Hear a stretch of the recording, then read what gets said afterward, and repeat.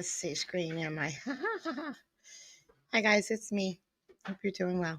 Okay, so we're starting a little late today, so let's get to it. Sustain. It's easy. Give me a minute around. I'll put it certainly in front of my book.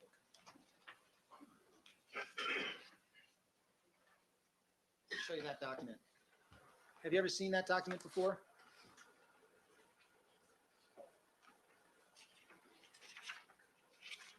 I don't want Fung to get beat up anymore by this guy. Leave him alone. Go pick on someone else.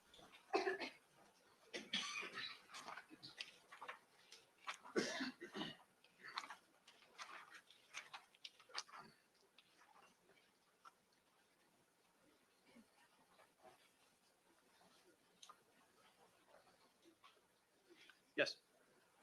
And that's a document concerning the relative responsibilities of the investigators and the criminalists. Yes. All right. And it indicates that the investigators are supposed to adhere to the criminalist's advice. Sustain. Right? Is it your understanding that investigators are supposed to adhere to the criminalist's advice and direction related to the gathering of evidence? Specifically with relating to the gathering of evidence? Yes. Yes. All right. And you're familiar with the Los Angeles Department Police Manual, are you not? I haven't committed it to memory.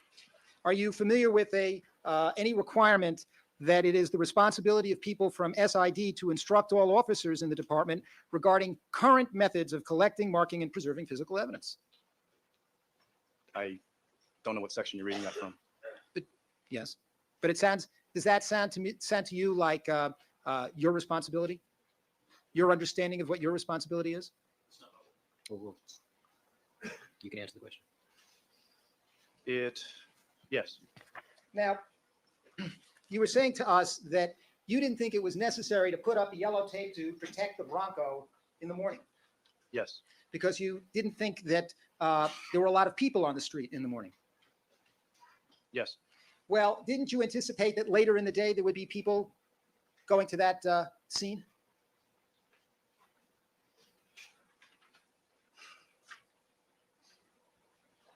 Yes. I mean, you knew at this point that one of the victims in this case was the former wife of Mr. Simpson.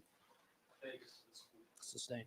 At 7:15, when you arrived at Rockingham, you knew that one of the victims in this case was Mr. Simpson's ex-wife. No. Did you know that you were at Mr. Simpson's house? I knew that was his residence. Did you know that Detective Van Adder regarded Mr. Simpson as a suspect? I don't recall if he relayed that to me or not. He might have. He might have. And is it your testimony that you did not anticipate that as the day went on, that people would be going to that Rockingham residence and would be around that scene? I anticipated that the Bronco would have been towed away and put into impound. You were at Rockingham from around 7, what was it, 15 or 7:20? 7:10. 7:10 in the morning until you left at what time? Around 10:15? 10 o'clock? I left Rockingham at approximately 10 o'clock. 10 o'clock. So you're there 2 hours and 50 minutes. I think I got that one right. 2 hours and 50 minutes, yes. And during that 2 hours and 50 minutes, were more people arriving at the scene and watching what was going on? No.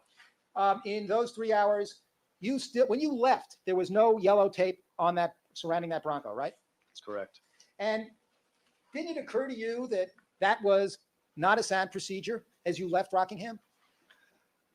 2 officers were in charge of protecting that evidence, and yellow tape is not as good a protection as an actual officer. Isn't the best possible protection the standard protection to have yellow tapes and officers?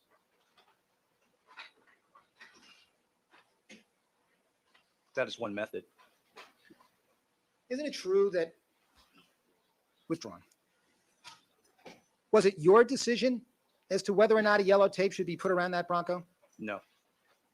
Well, aren't you the person that's supposed to essentially be calling the shots with respect to how evidence is gathered? With respect to how evidence is gathered, yes. Well, isn't the protection of important items of evidence within that province, the gathering of evidence, protecting it with yellow tape? That, in my opinion, that is under the purview of the officer in charge of the scene. So that's not your decision, that's the officer's decision. Yes. And that's why you didn't question it? Because it was their decision? If I thought it was necessary, I would have suggested it to him. You didn't think it was necessary? Not at that time. You don't think it was a mistake? Well, at what time? At what The time moment. would it have been appropriate to put yellow tape around that Bronco? When there were more people around, then it would have been more preferable. When you left, did you make the suggestion to any officers at the scene, you know, guys, maybe you should put some yellow tape around that Bronco soon? So Because facts, not in evidence. did you? I'm asking, did you? Guys, Sorry? guys. Oh, I'm sorry. Did you, when you left, God, that's right. Did you, when you left, tell any male or female officers at the scene that perhaps it was a good idea to put some yellow tape around that Bronco? I did not state that, no. Wasn't that a mistake?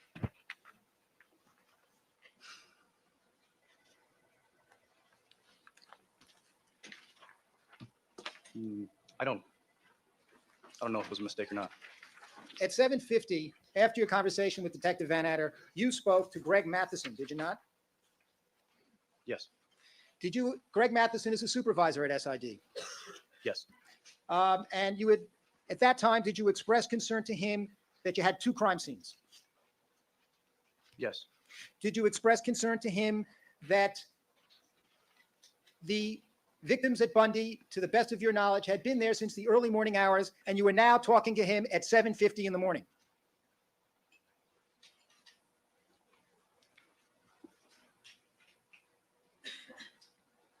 I did speak to him regarding the circumstances as I knew them. I don't recall the exact conversation, though. Did you express to him a concern that the criminalists may not get to the Bundy crime scene before the coroners? I don't think I expressed that to him, no. Did you express to him a concern about using an entry-level person who was just starting out to do the work in this case? I told him who was with me. Did you tell him anything about the level of experience of Miss Mazzola? I don't think I had to. And that's because you thought he had knowledge of Miss Mazzola's experience level. Yes. Did you discuss with him the fact that you had suggested to Detective Van Adder that more help was needed? I don't know if I discussed that with him or not. Did you say to him, I'll make an objection as soon as background evidence, the motion to strike the witness testimony. Misstates testimony. did you, But the answer was such that the answer stands. did you suggest to Greg Matheson that more help was needed?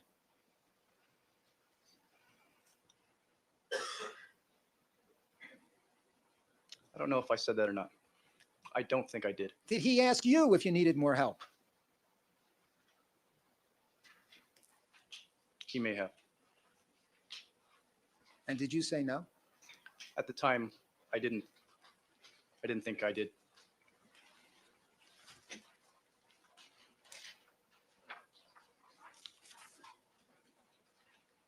Now,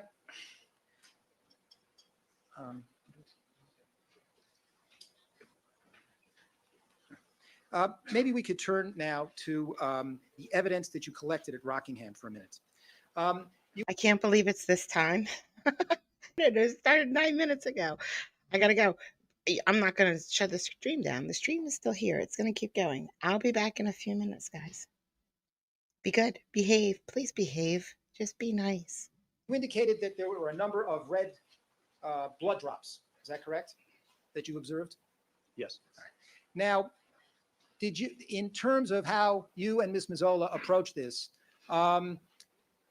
did you perform any what's known as phenolphthalein tests on those blood drops? Yes. I'll object based upon the earlier rules. Oh, well, proceed.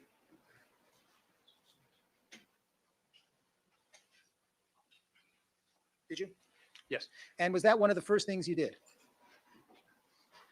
It was one of the things we did. All right. But in terms of approaching these red stains. There's one that I think is item number 1, the one on the door. Is that correct? Yes. And before you swatched that stain, you did a presumptive test on it? Yes. All right. And before you took a picture of that stain, you did a presumptive test on it? I'm not sure which order that occurred in. Well, with respect to the next, there's item number 4, correct? That's a red stain that you found. Yes. All right. Did you first go out and measure that before you took a picture of it? Measure its location? I'm not sure if the picture was taken first or the measurement was taken first. Did you do the presumptive test on number 4 before you took the picture? That's my recollection, yes. And you did that with item number 5 as well? First the presumptive test and then the picture? I believe so. And item number 6, I believe? Yes. And item number 7? To the best of my recollection. And item number 8?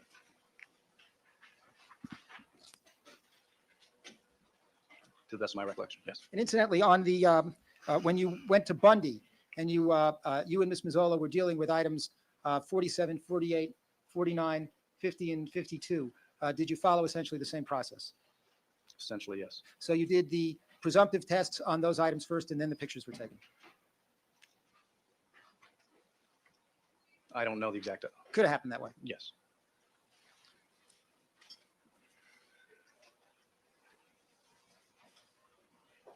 Now, in terms of these red stains that you found, would you agree that the pattern of red stains that you found was leading from the residence to the Bronco or the Bronco to the front door of the residence? Yes. And there is, why don't we try using this, one of these diagrams.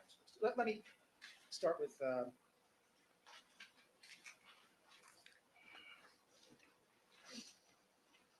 me start with one of the prosecution's boards, if I might. Certainly.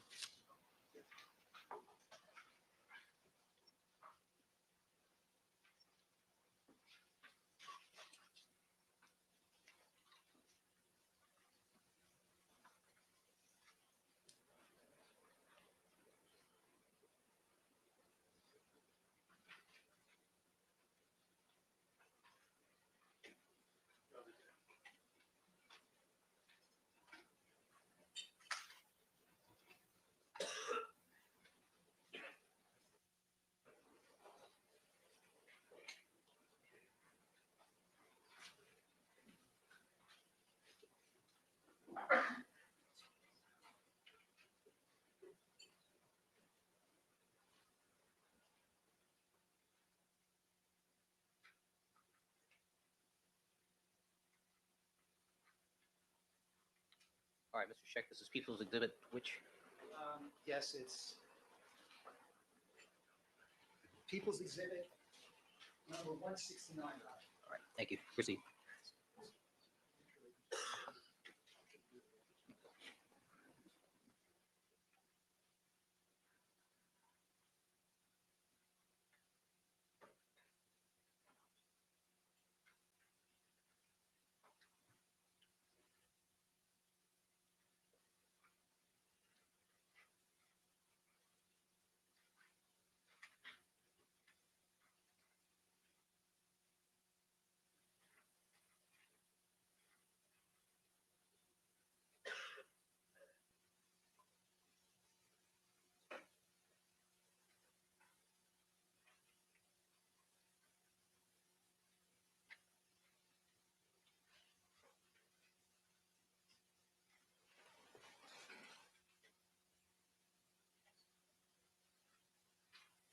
Okay, sorry for the delay. Mr. Funk, could you step down here with me for 1 minute? Now, you found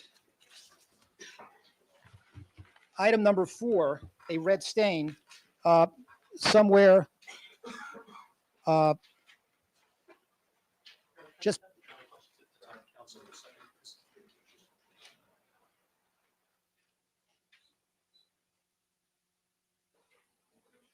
All right. I'm sorry. Okay.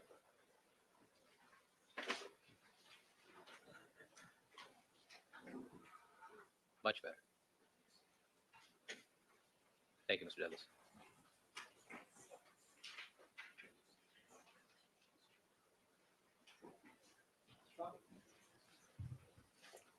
now you found drop number 4 on Rockingham. Is that correct? Yes, I did.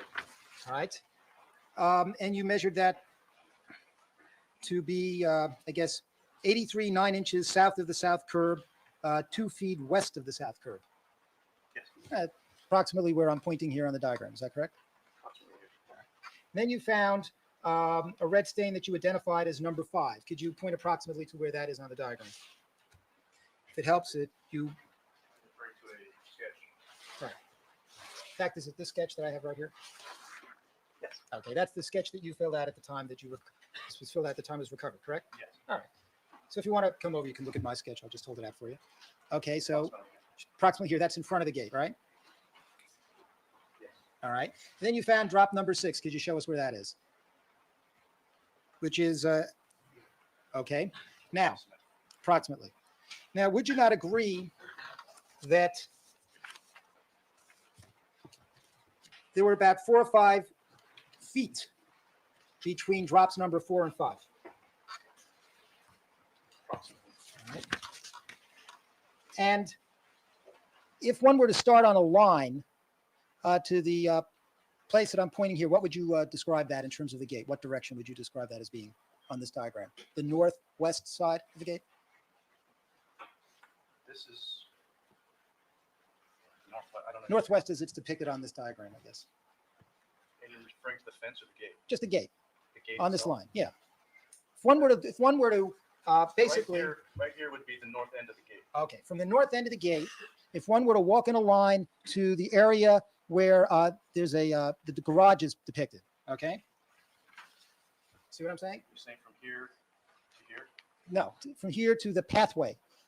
From here to here. That's right. If you were to draw a line, right, walk on a line from that entryway to the gate directly to the pathway, okay?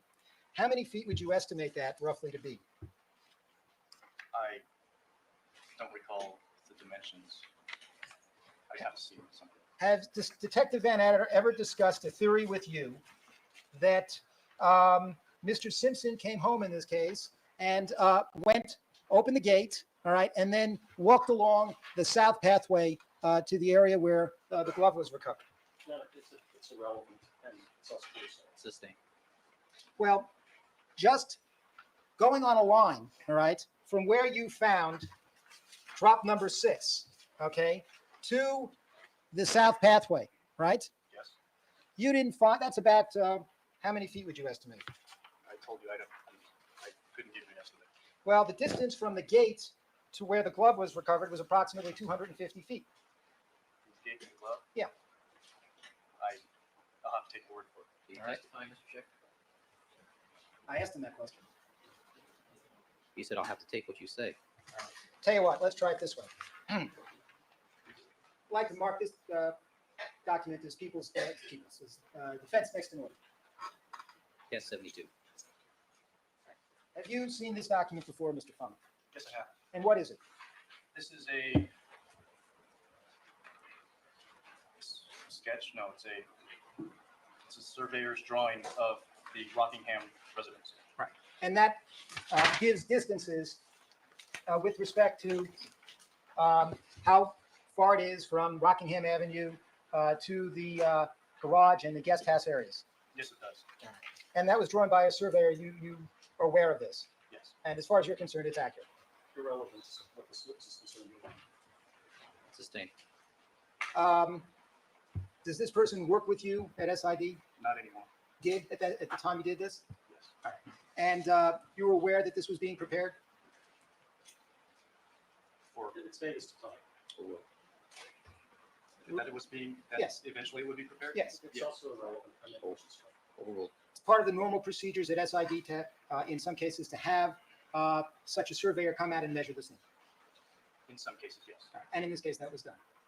Yes. And it's done in the regular course of business at SID when appropriate. Your Honor, I'd make a motion to strike. I don't think there's any foundation for personal knowledge.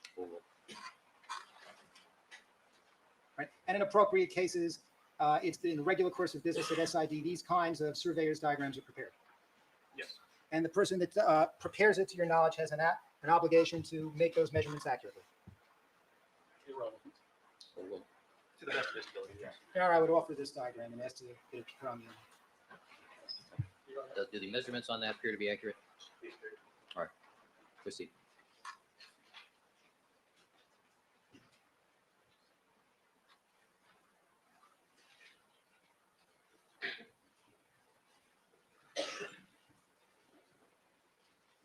Okay. Now, looking at that, wouldn't you agree that the distance between the gate and where the glove was found is approximately 250 feet? Your Honor, I object because it calls for speculation. The witness can only testify what he sees. Sustained. You took measurements, did you not, Mr. Fung, on June 13th? Yes, I did. All right. And with the, let me ask you, in terms of this diagram over here, this is I'm pointing now, and I'm now referring to people's 169. This is the garage. Yes. All right. And this area here, where you tell me, where is the beginning of the guest house? Depicted in this diagram. Would it be the area I'm pointing right here? No personal knowledge. I don't know what part is the guest house. Well, looking at the diagram on the Elmo, okay, you see a box there that indicates guest rooms. Your Honor, it's irrelevant what he sees in regard to guest rooms. Yes, I did. All right. Can you locate that for us on People's 169?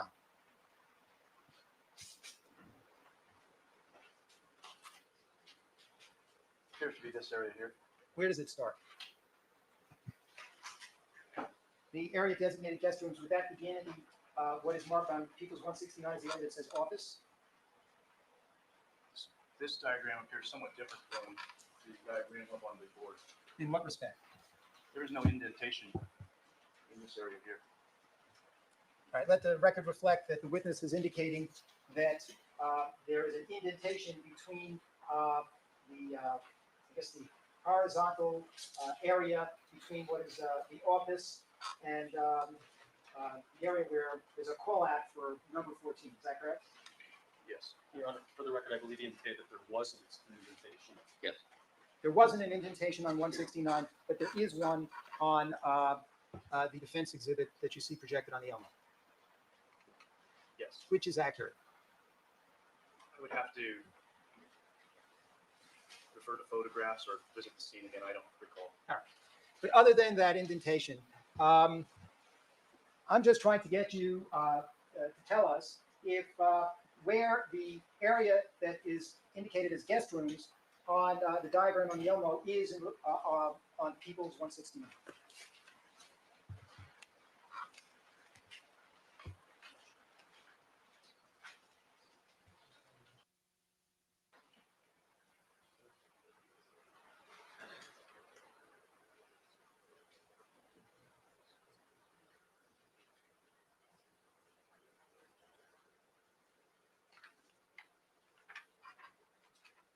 This would be very rough. Approximately in this area here. Indicating the area by what's marked as office. Is that correct? Yes. On 169. On 169. Now, you and Ms. Mazzola worked together to make the measurements on June 13th. Yes. And you knew at that time that others would later be relying on your measurements as to where various pieces of evidence were found. Yes. All right. And you knew that would be important later if people were to make subsequent analyses of the scene. Could become a factor, yes. Just like at Bundy, you made measurements as to where the footprints were. Yes. And you knew that those measurements would be relied upon later for all kinds of analysis. Possibly, yes. Now, on June 13th, you measured the glove as being located 118 feet east of the west wall of the guest house. Now, could you show us where the west wall of the guest house is? Guest house. Yes.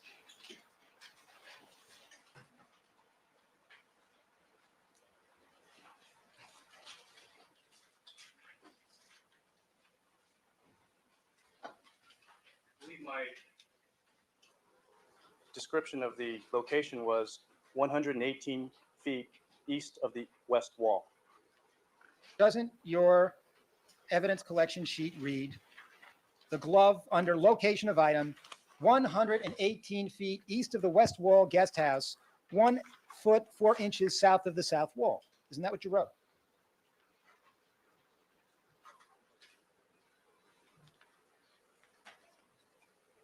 That is what Criminalist Mazzola wrote, yes.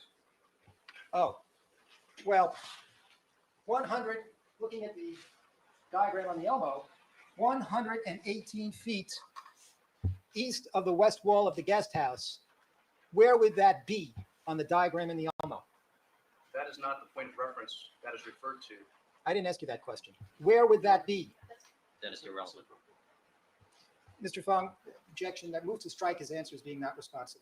My question, Mr. Fung, is where, looking at the diagram on the Elmo, would a location 118 feet east of the west wall of the guest house, 1 foot 4 inches south of the south wall be? Objection, irrelevant. Sustained. Mr. Fung, the measurement here is wrong, isn't it? As you are interpreting it, it is wrong, but from where I know the point of reference is, the measurement is correct. Well, let's put it this Very way. close to where it was. Is it your testimony that the entry here of 118 feet east of the west wall of the guest house, 1 foot 4 inches south of the south wall, that entry as written is an incorrect entry? That is incorrect. There Your was no- statement is incorrect. Excuse me, Mr. Fung. I object. There was no testimony to that effect. Motion to strike. Overruled. Can't withstand. Can you answer that question?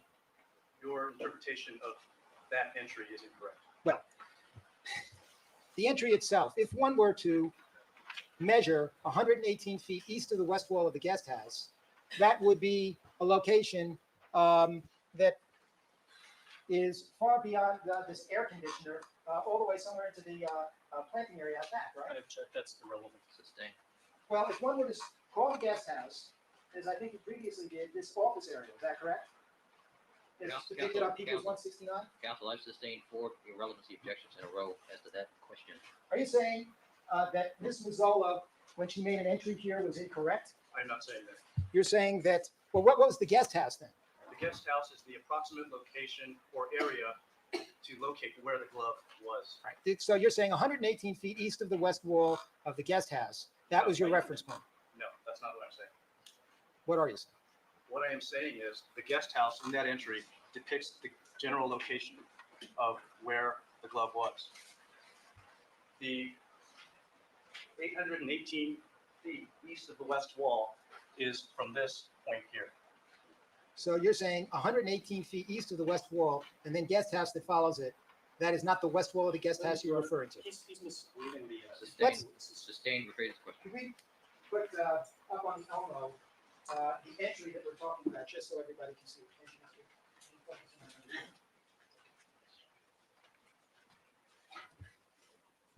Okay, you see where it says 118 feet east of the west wall. Wait a minute, he's not reading it correctly. It doesn't say of.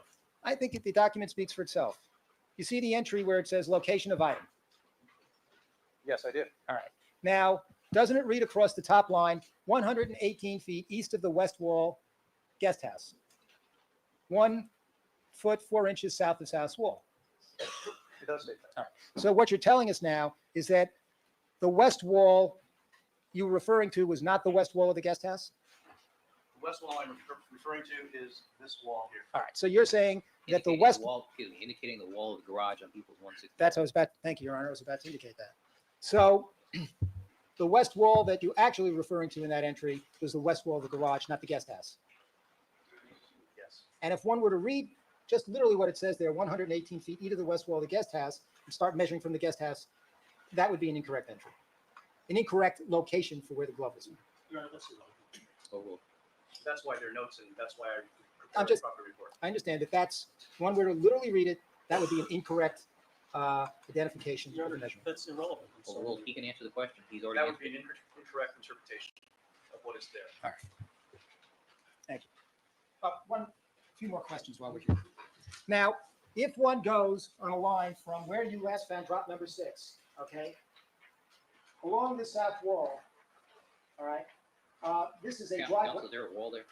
Well, it's actually shrubbery, thank you. Along this shrubbery, on a line to the south walkway, okay, that's a driveway area. Yes, it is. Right. On that line, you found no red stains.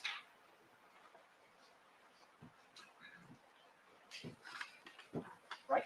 From approximately this point to this point, I found no red stains in this lower area. No red stains in this area, correct? That's correct. And for the record, perhaps, All right, that's the area from the driveway to where the pink ends on Peoples 169. well, for the record, it was from the Y in the word driveway over to the right hand, on this exhibit, the lower right-hand corner of where it's the pink ends. And then I think he also pointed to a point that's just above the Y in what would be sort of a triangle. Is that Yes. Scoville's saying correct? All right. Now, there's now an area that's in yellow, okay? Yes. Now, as one walks down in the area that's yellow on Peoples 169, there's about 4 steps, To the best of my recollection, yes. all right? And then there's a cement area, cement walkway area, Yes. all right? And on June 13th, there were much fewer leaves in that cement walkway area than there was in the narrow walkway area that I'm pointing to in the area where the glove was recovered, right? I don't recall exactly which had more leaves. I do recall there was areas that had a lot of leaves and other areas that had less leaves, but I didn't make any note. Well, in terms of the, there are more trees overhanging the area that I'm pointing to now that starts with, what would you call this one? How do you want to describe it? What demarcation do you want to use? This point I'm over here that's just to the left of the call-out box that's 14.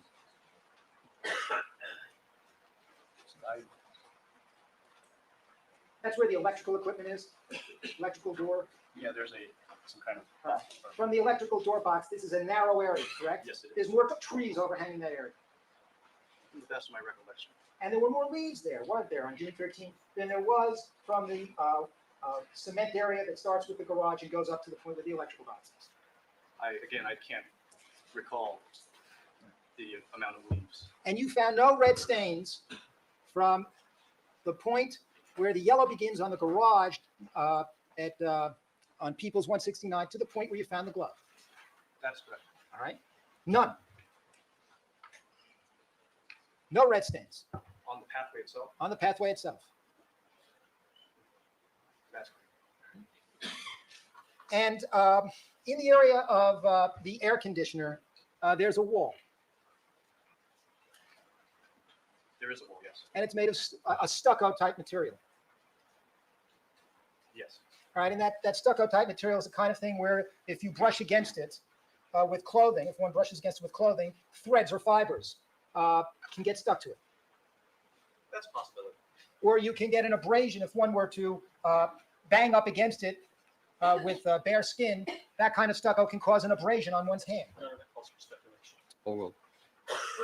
Possibly. Now, you found no hair or fiber on the stucco wall area near the air conditioner on June 13th. That's correct. You examined the fence in the area where the glove was recovered. Yes, I did. You found no fibers on that fence, no hair or fibers on that fence. I did not see any. You did not see any. That's correct. And were you considering the possibility that somebody might have gone over that fence? Yes. And were you considering the fact that somebody might have banged into that wall? That stucco wall. I did look at the wall, yes. So you were looking at that carefully because the detectives were instructing you to do so. It's a compound question. Well, it actually calls for speculation.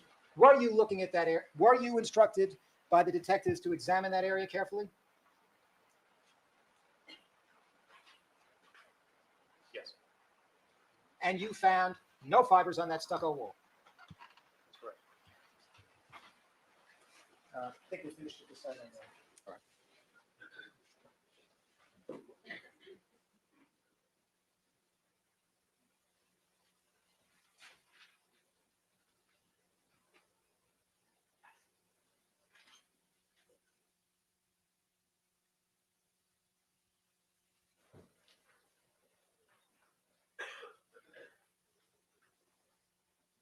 Do you know whether or not there is an automatic sprinkler system at the Simpson residence? I don't know if there is or not. So you wouldn't know whether or not it was dew on the lawn or water from the sprinkler system? That's correct.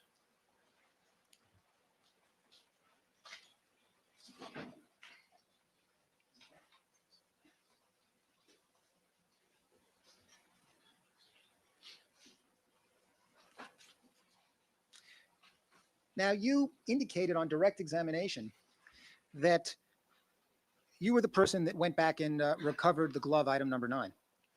Yes, And you were the person that was doing all this investigating on the walkway leading up to item number 9. overruled. Investigation in what sense? Well, you were looking for red stains, you were looking for fibers, you were looking for clues along the south walkway leading up to the glove. Yes. And when you went to do this investigation, who accompanied you? Different people accompanied me at different times. All right. How many times did you go there?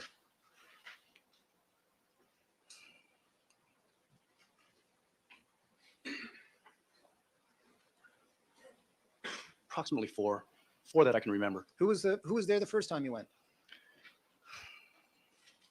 The first time was with the walkthrough, and I don't recall whether it was Detective Furman and Detective Van Adder who were both at that walkthrough at that time, or just Detective Van Adder, or just Detective Furman.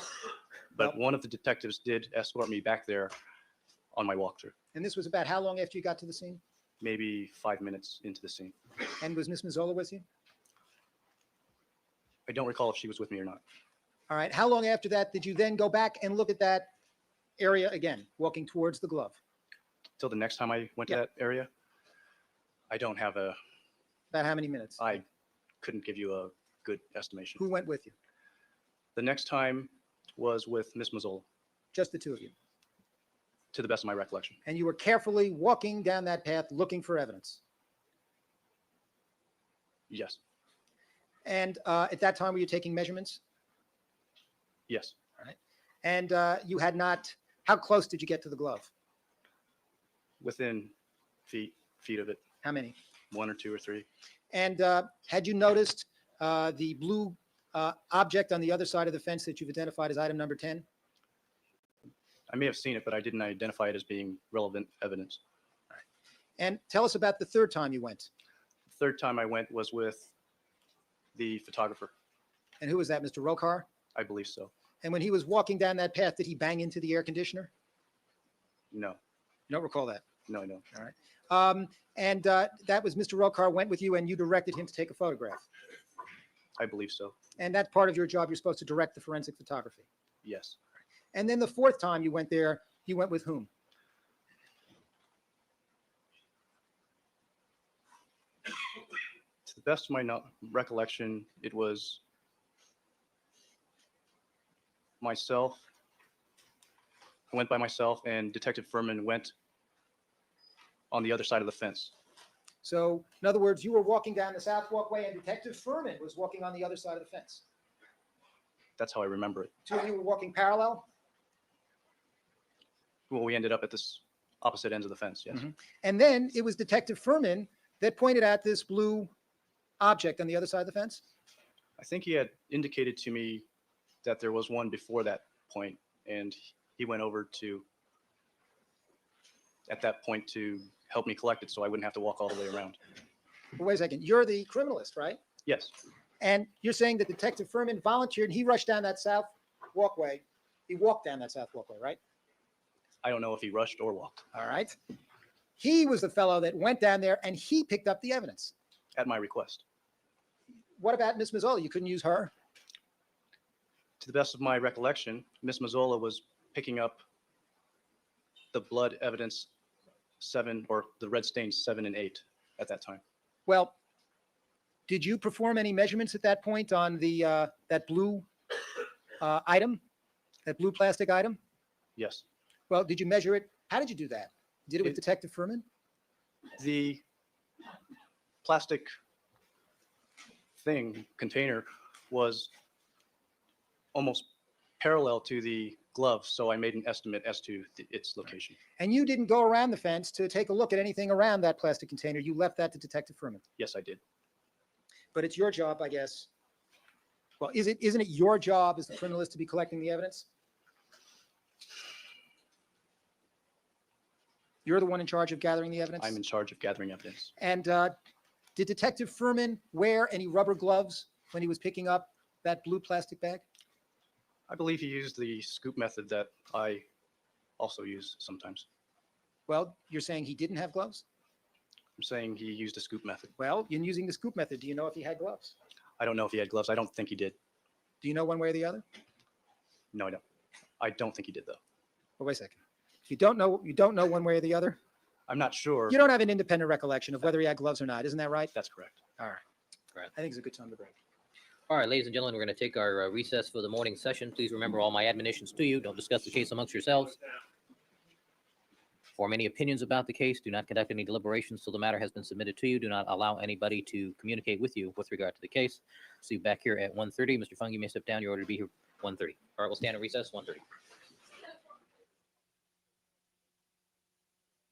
Before we invite the jurors to rejoin us. All right, counsel, today we're going to go to 3:15 for our break. Change court reporters, go to 4, and then take up the motions regarding coroner's reports at about 4:10.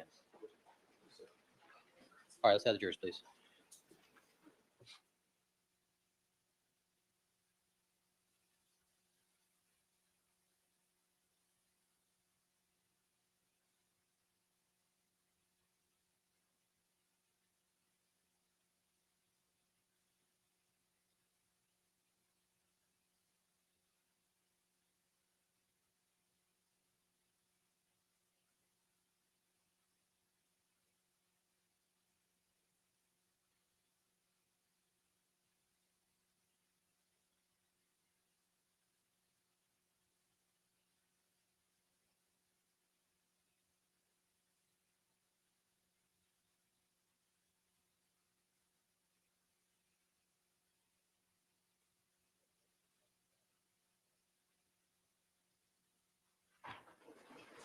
Let the record reflect, we've now been rejoined by all the members of our jury panel. Good afternoon, ladies and gentlemen.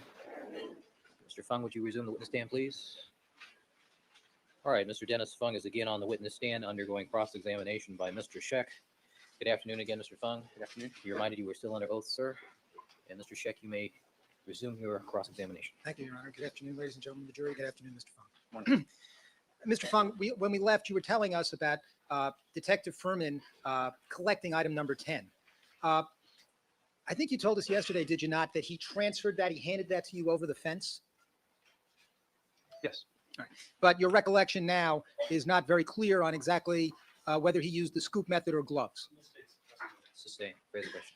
Do you have a clear recollection as to whether or not Detective Furman had gloves? No.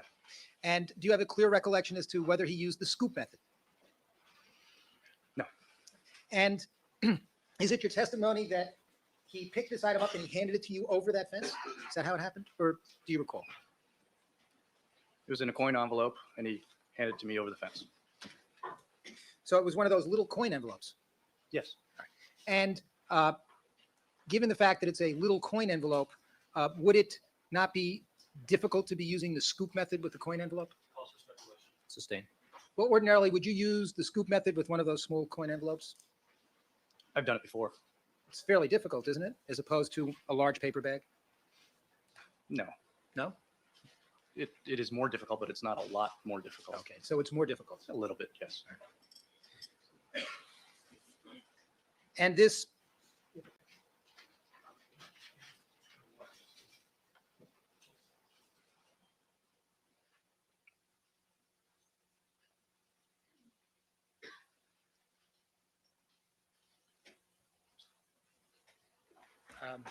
Ask this photograph be marked as defendant's next in order. 1073. 1073. All right, defense 1073. May I approach the witness? You may. Mr. Fong, is this a photograph of item number 10 as you saw it on the morning of June 13th? Yes. Can I put this on the arm while you're on it?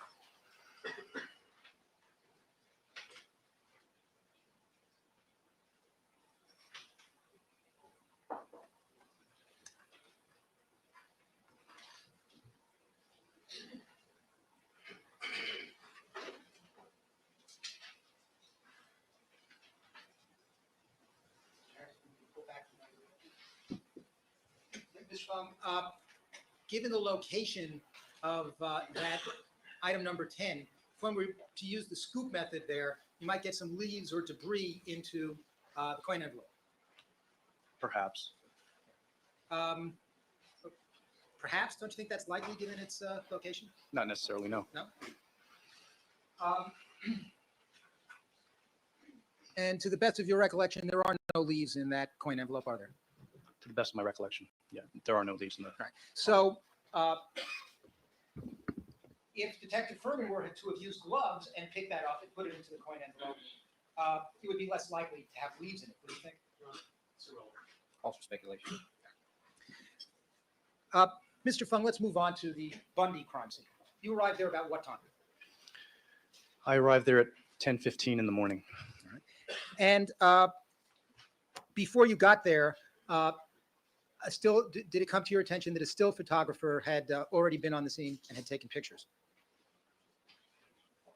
Yes, And there was about the brown men's leather glove that you observed at the Bundy location. yes, And you were shown some pictures of that. yes, All right.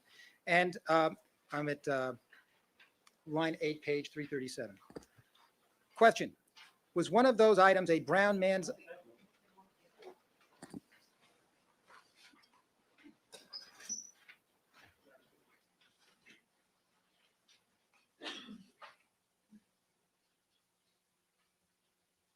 Three 377. Question.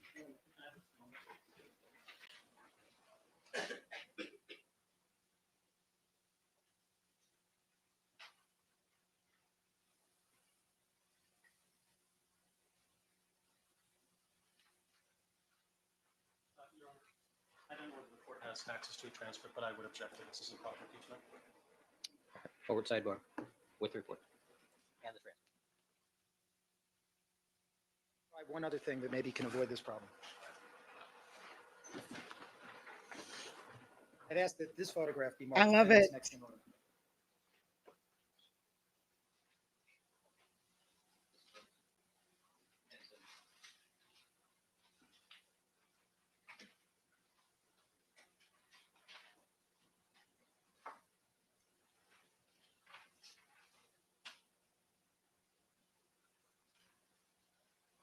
Mr. Fong, have you ever seen this photograph?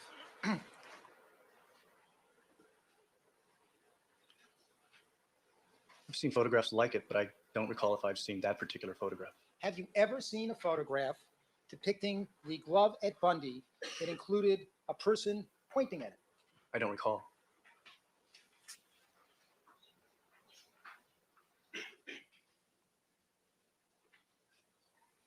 All right. Mr. Fung, we're now back to the grand jury pages. We asked these questions. All right, with court reporting.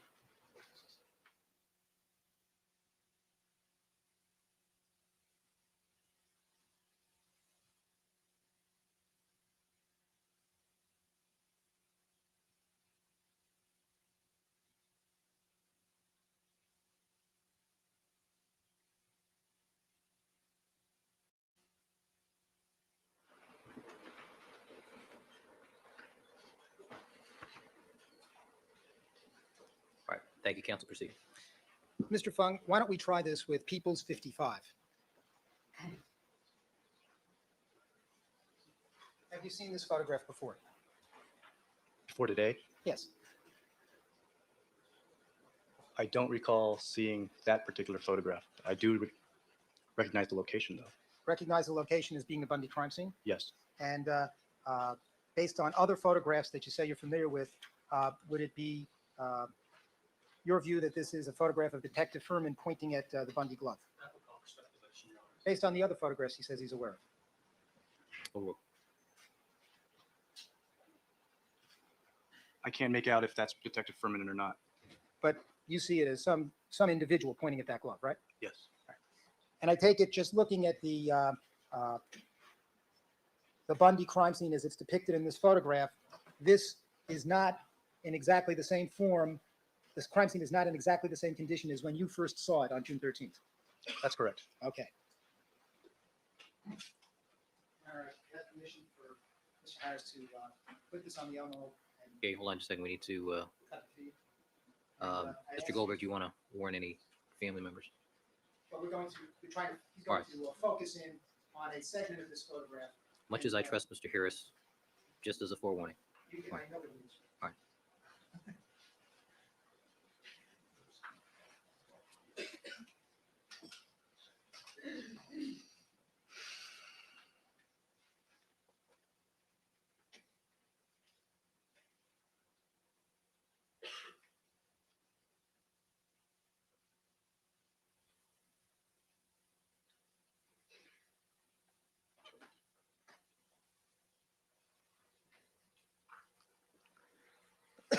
Okay, Mr. Fung, you can see the photograph that's People's 55 in evidence.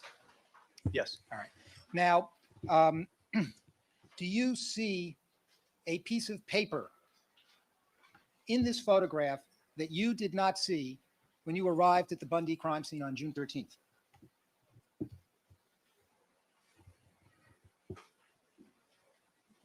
I don't know what you're referring to. You don't? I mean, is there something in particular you want me to? Yes.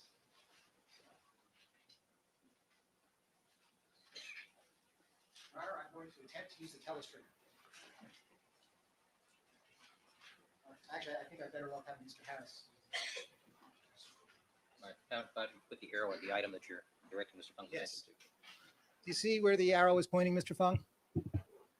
Yes. All right. Does that appear to you to be a piece of paper? Yes. You didn't see that piece of paper when you arrived at the Bundy crime scene, did you? I don't recall if I saw it or not. Did you recover that piece of paper? No. Given the location of that piece of paper in relation to the crime scene, do you believe that it might have some relevance? Objection. Calls for speculation. What's this say? In your view, as a criminalist, if you had seen that piece of paper at the Bundy crime scene, would you have collected it as relevant evidence? I might have. Might have? Yes. Well, that piece of paper is close to the envelope. Yes. It is close to the body of Miss Nicole Brown Simpson. Yes. That is the what is being obliterated by the post-it on the right-hand side of the picture, correct? Yes. All right. And you would have collected it, would you not?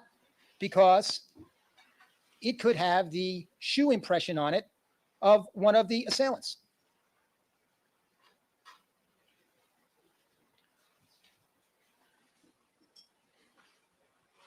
If I had seen, assuming that I had seen the paper, I would have made a determination whether it would have been a good piece of evidence that would likely to have had some type of significance to it. Right? If you had been at the scene, if you had seen that piece of paper, you would have examined it to see if it had shoe impressions. Possibly, yes. Look Possibly? for possible shoe impressions. Possibly, you would have looked at it, right? Yes, For that purpose. That would be one of the purposes. that is one of the purposes. All right. Yes. You would also want to see, if you had been able to, whether or not that piece of paper had any writing on it. Your Honor, I object. This is irrelevant. Overruled. Yes. In terms of basic crime scene reconstruction, would you have considered the possibility that that piece of paper could have been ripped out of the hands of a killer?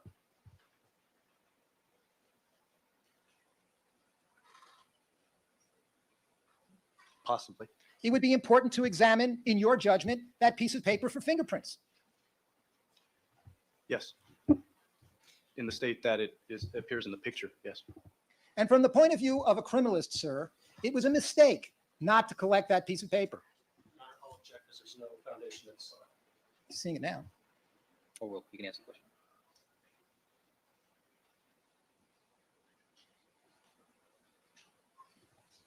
Possibly, yes. Serious mistake. Could have been a mistake. That's argument most of the story. Oh, he's answered the question. Proceed. So you've admitted, yes, it's a mistake. Your Honor, I object. Sustain. Rephrase the question. Is there any question in your mind, Mr. Fung, that if you had been at this crime scene and seen that piece of paper where it was located, that you would have attempted to collect it with great care? Any question?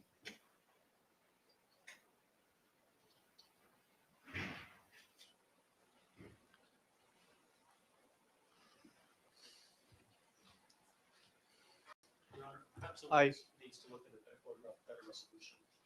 Or will. I had one. Yes. Yes. Looking at the picture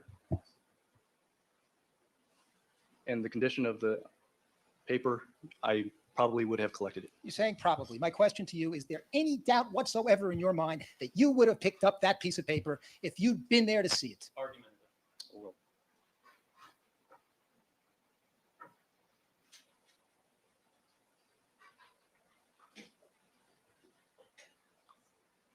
I don't know.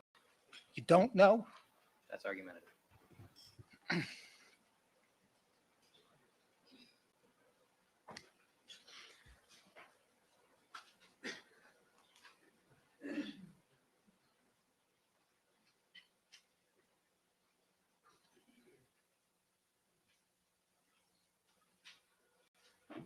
When you examined the crime scene later, Mr. Fung, you observed a Bonita Ecuador label, did you not?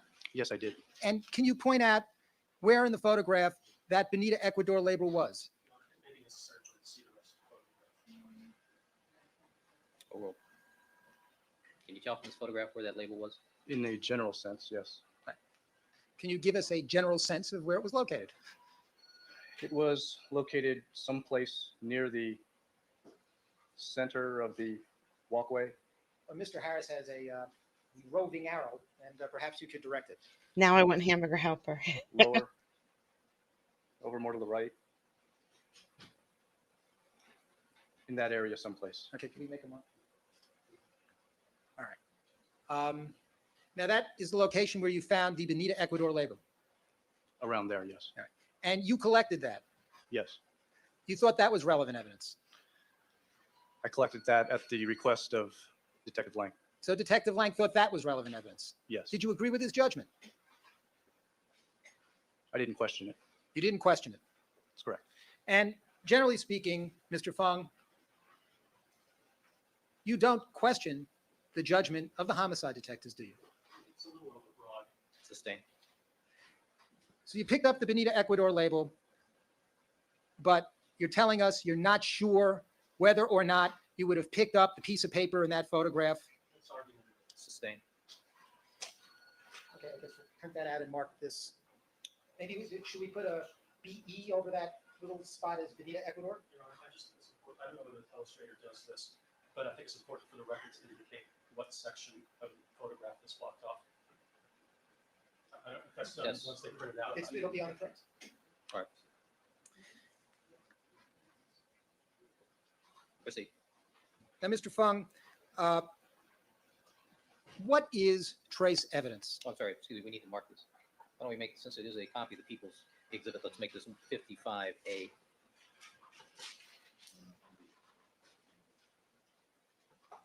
B. All right, 55B.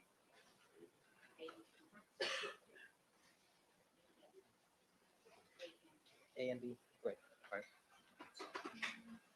Mr. Sheck. What, in your judgment, is trace evidence? How do you define that term? Trace evidence. Examples of trace evidence are hair, fiber, paint, chips of glass, mineral, soil, that type of thing. Well, would you agree that trace evidence can be thought of as evidence occurring in sizes so small that it can be transferred between two surfaces without being noticed? Some forms of trace evidence, yes. Many forms. Yes. Hairs. Yes. Fibers. Yes. And how do you define transfer evidence?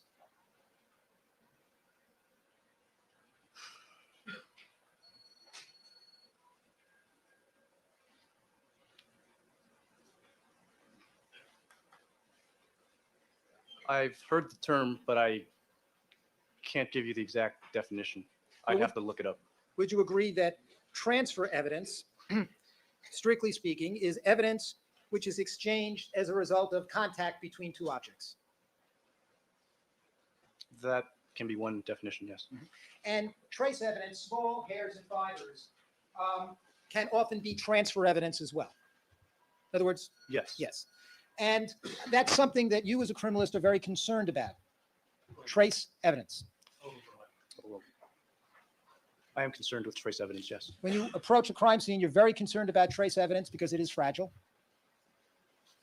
Yes. and because it can be easily transferred from one object to the other if the criminalist or others on the scene are not careful. Yes. And there is something known as secondary transfer. Is there not? I've heard that term also.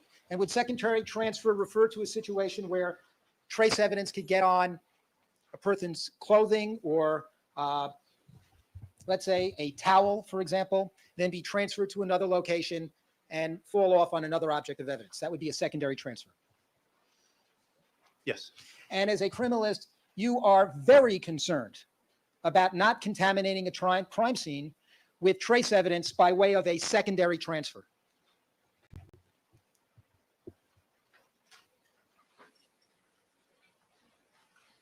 If it is a crime scene where trace evidence is of significance, yes.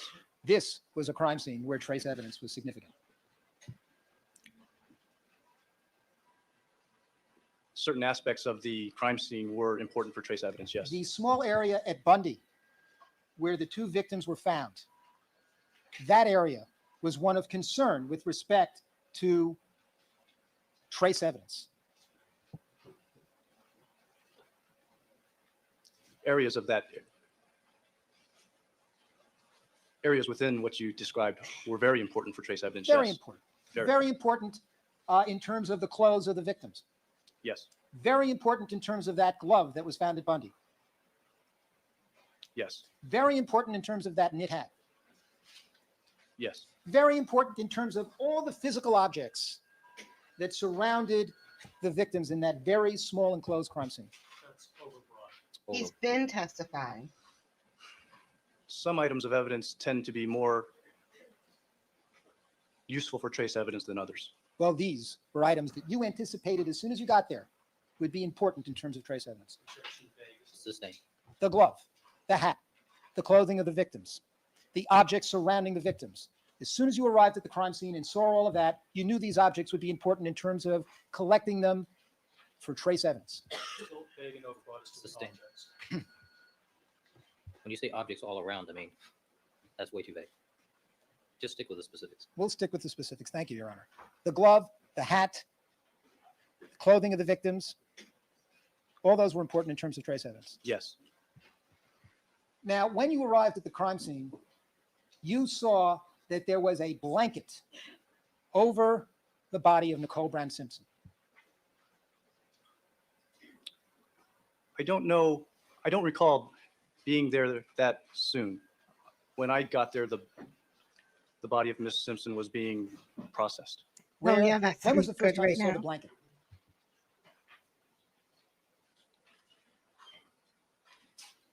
I saw the blanket when it was on the ground. It was on the ground in the area where Miss Simpson's body was. Yes. And you came to learn in your investigation that day that the blanket had been used to cover the body. Yes. And you came to learn that that blanket had come from the home of Nicole Brown Simpson. I did not know that. Have you found that out? Since then, yes. And Did you make any inquiry on that day about where that blanket had come from? No, I didn't. And would you agree, sir, that a blanket of that kind is a possible source of secondary transfer? Possibly. And that if Mr. Simpson had been in that home and been sitting, lying on that blanket, his hairs could be in that blanket? Calls for speculation. Sustained. Well, within your expertise, is that the kind of blanket that if somebody were sitting on it, lying on it, one would expect to find hairs that they had shed on the blanket? Objection. Calls for speculation. Sustained. Well, in your expertise as a criminalist, do you have to make judgments about different kinds of items that can be sources of possible secondary transfer? Yes. You have to worry about such objects being brought into crime scenes. Yes. You have to be worried about such objects being brought into crime scenes because they can be a source of contamination. Yes. And if this blanket had hairs from Mr. Simpson, that could have been brought to the crime scene by way of putting a blanket there. Same objection. Your Honor. Sustained.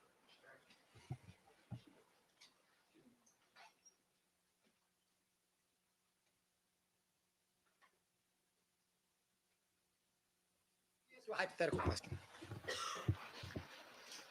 Assuming that Mr. Simpson had been in the home at Bundy and on a number of occasions had sat or lay on that blanket and shed hairs on that blanket, and then that blanket was taken and put right in the middle of this crime scene, in your expert opinion, could that be a source of cross-contamination of Mr. Simpson's hairs to this crime scene? Your Honor, I make the same objection. Can we approach? Yes, with court order.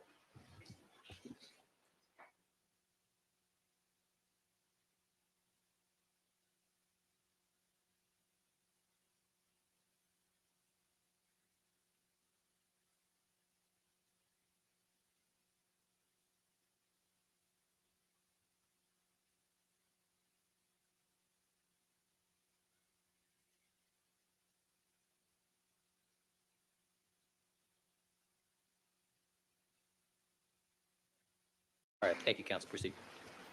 And I think I've already instructed the jury as to hypothetical questions. Thank you. Mr. Fung again. Assuming that Mr. Simpson had been in the Bundy residence, had sat or lay on that blanket, shed hairs on that blanket, and that blanket was taken, put in the middle of this crime scene, could that, in your expert opinion, be a source of secondary transfer of his hairs to the crime scene? It's possible. Possible? Yes. And that would be what is known as contamination of the crime scene. Yes. And if Mr. Simpson or any of his children or Miss Nicole Brown Simpson had been in Mr. Simpson's Ford Bronco, picked up fibers from that Bronco, and at some point in time sat or lay on that blanket, there could be fibers from the Bronco on that blanket. Objection. Calls for speculation. Your Honor. Rephrase the question. Could there be, in your expert opinion, assuming that Mr. Simpson or his children or Miss Nicole Brown Simpson had been in Mr. Simpson's Ford Bronco and gotten fibers from that Bronco on their clothing at some point in time, and then at some other point in time sat or lay on that blanket, fibers could be shed from the Bronco to the blanket?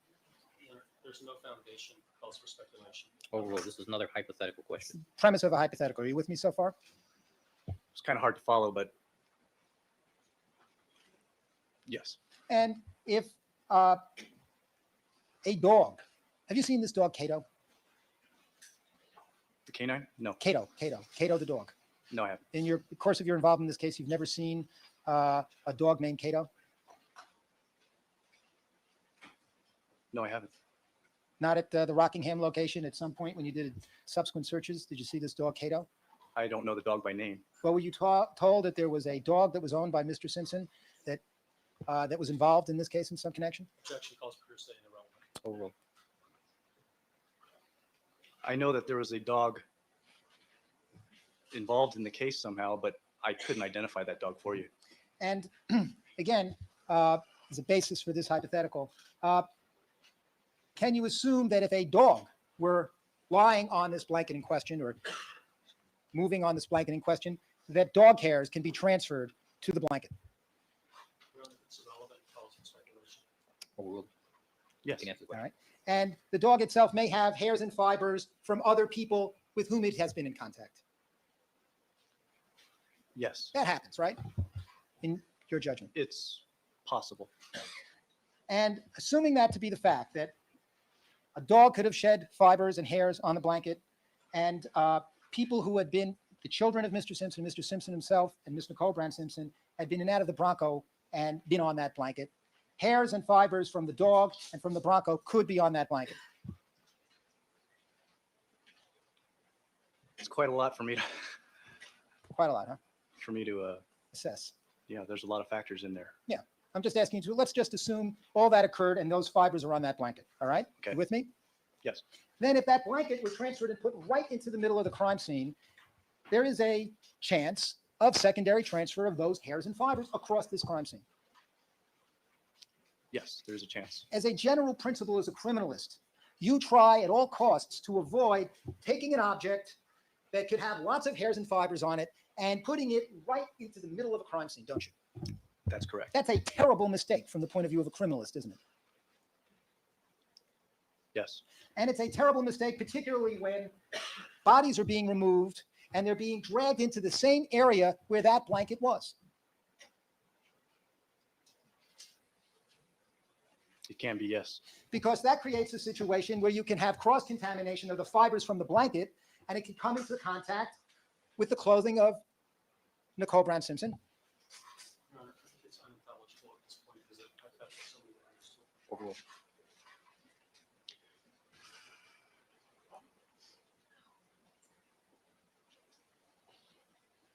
Could you repeat the last part of this?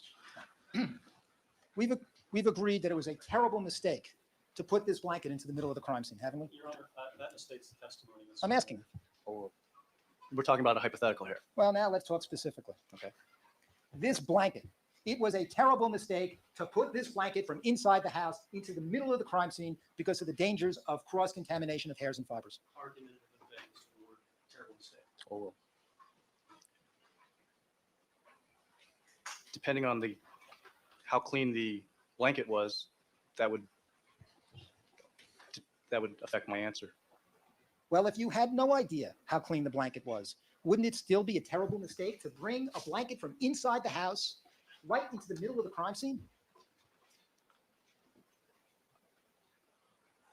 I would prefer that it was not done.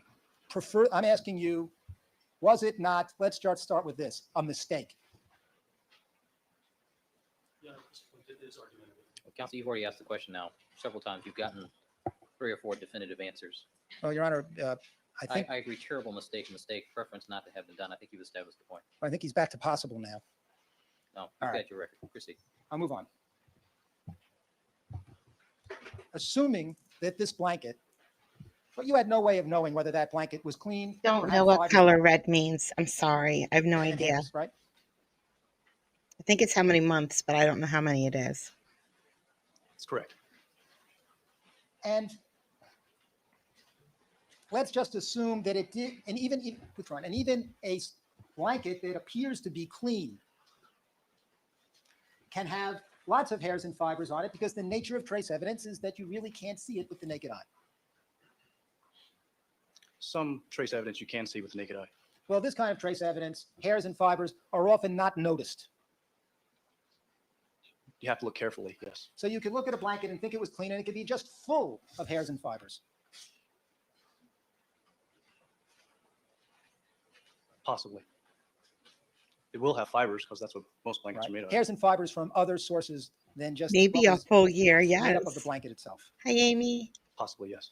I mean, and one goes about looking for the hairs and fibers later with a strong stereo microscope to pick them up, right? Sometimes, yes. Now, based on your observations at the crime scene that day, Miss Nicole Brown Simpson's body was in the area of that blanket, Yes. and Mr. Goldman's body was eventually placed in the area of that blanket. Yes. And assuming that blanket had hairs and fibers and other trace evidence on it, that could be a source of contamination of anything that was subsequently found on Mr. Goldman's clothing. I believe the coroner's personnel had placed a sheet and a plastic sheet over the blanket before placing him on it. Well, given the nature of transfer, just the fact It that the went blanket great, is but there, I even if don't they put a know plastic yet. sheet over it, isn't there a grave danger from the point of view of the criminalist of these secondary transfers occurring when Mr. Goldman's body is put there? It's vague as to the term grave danger. Sustained. All right, You also forgot the sheet. let's start it this way. If the people, there were two individuals from the coroner's office that were involved in moving the body, Yes, and Detective Lang was present at the time that the body was moved, yes, and Detective Lang could have come in contact with the blanket. Well, Your Honor, this calls for speculation. Sustained. Assuming Detective Lang came in contact with the blanket, could his clothing be a source of secondary transfer from the blanket to Mr. Goldman's clothing? Objection, improper hypothetical, calls for speculation. Overruled.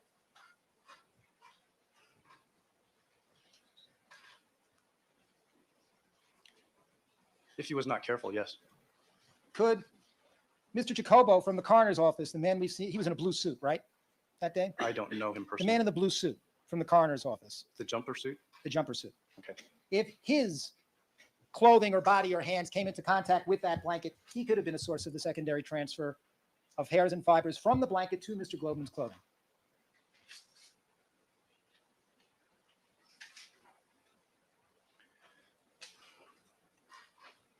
Possibly. Miss Ratcliffe from the coroner's office as well. She was the woman investigator from the coroner's office. You recall her? I recall there being two personnel there, yes. Right. You remember an African-American woman? You remember seeing her there from the coroner's office? Yes. She was the one that had the gray shoes. I don't remember her shoes. You've seen her on the video? Yes. Same with her, right? Same answer? That if she came in contact with the blanket, she could have been a source of secondary transfer as well. Possibly. All right. If you came into contact with the blanket, you could have been a source of secondary transfer Two, to Mr. Goldman's clothing. I was not in that area when the bodies were being processed. You were not in the area where Mr. Goldman's body was? Not on the blanket. I'm sorry? Not on the blanket. Not that I recall. I mean, were you in that area where the blanket was and then went over to the area where Mr. Goldman's body was? Well, it's vague as to time. Sustained. At any point before Mr. Goldman's body was moved, did you walk through the area where the blanket was to the area where Mr. Goldman's body was? I don't recall if I did or not. I don't think I did.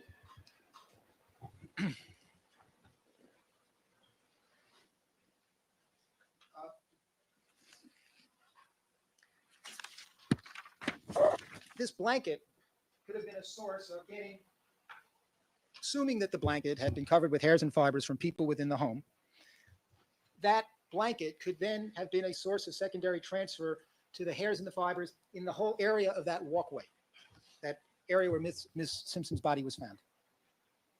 Possibly. And if an object such as the glove or the hat Absolutely of never. Bundy were dragged out into that walkway, they could have become contaminated by hairs and fibers from the blanket. Improper hypothetical, calls for Sustained. Assuming the blanket was covered with hairs and fibers and it was placed in the middle of the crime scene, and hairs and fibers from the blanket were spread out from the crime scene, and assuming further that the glove and or the hat was dragged into that area when Mr. Goldman's body was moved, they could have become contaminated with hairs and fibers from the blanket. same objection. Overruled.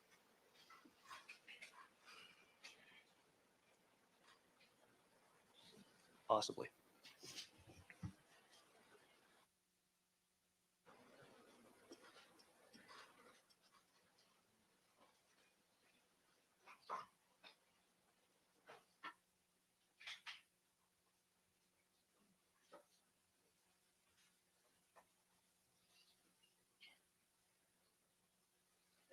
You saw this blanket at the scene throughout the afternoon when you were processing the Bundy crime scene. Yes. And when you left, the blanket was left there Yes. and it was not picked up. That's correct. It had blood on it. Yes, it did. Frankly, for all you know, it could have had cellular material from people in the Simpson household who had lain on the blanket or sat on the blanket. Possibly. You know what I mean by cellular material? You mean material which would have DNA evidence on it? Yes. Yes. Saliva. Could it have saliva evidence Yeah, on it? no, saliva is a source of DNA evidence. Now counsel's testimony. Rephrase the question. Is saliva a source of DNA evidence? I'm not a DNA expert. I can't tell you that. Well, in your training as a criminalist, have you been instructed that saliva can be when spread over a surface, can be a source of evidence for future DNA analysis? I know it can be analyzed, but I'm not a DNA person. I don't know if saliva can be.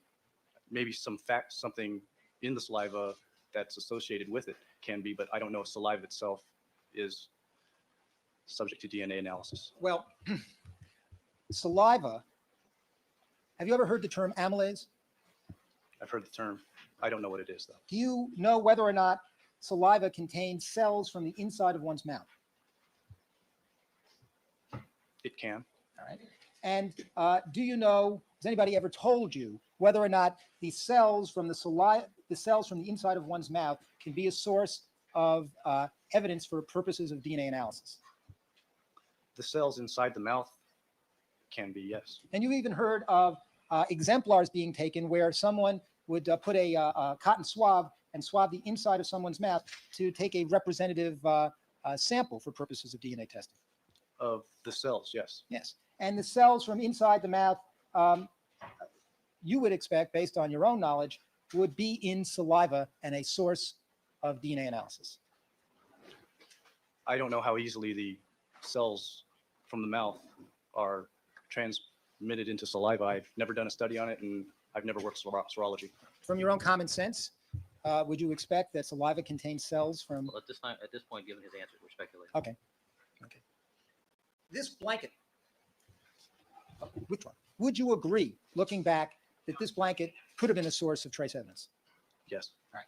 And would you agree it would be important to know if that blanket contained hairs and fibers from Mr. Simpson, Mr. Nicole Brown Simpson, their children, or the dog Keo? Objection, Your Honor. Sergeant Williams, the word important. Oh, Yes. It would be important to know if that blanket contained fibers that would be consistent with Mr. Simpson's Bronco. Possibly, yes. Important if it even had hairs or fibers that were consistent with Mr. Goldman, if he'd ever been in the house and lain or sat on that blanket. Possibly. But that blanket was left at the crime scene and never picked up for future analysis.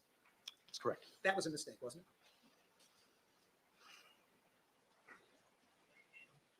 It could be considered one.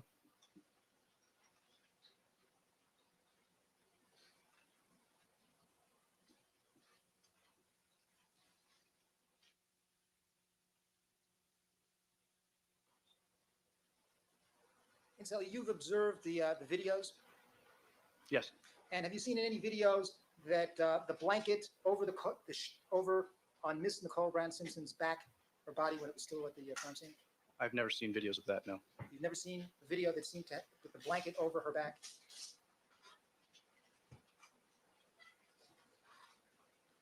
I may have. I don't recall specifically if I have or not.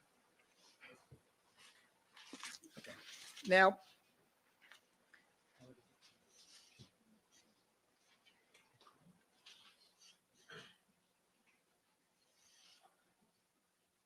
at this point, I'd want to show Mr. Fung the video. Do you want to look at it first? Yeah. Mr. Goldberg can preview it on the monitor. I think it's actually a segment we've seen before. hey, we can view it on council's monitor without displaying it to the jury.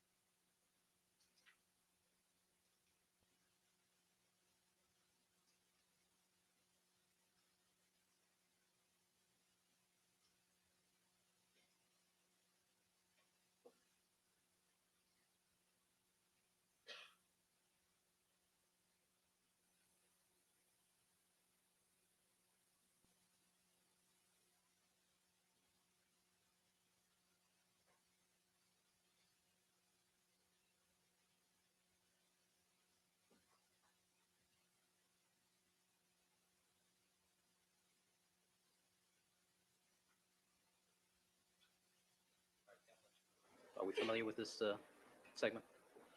Yes, Your Honor. All right, let's proceed.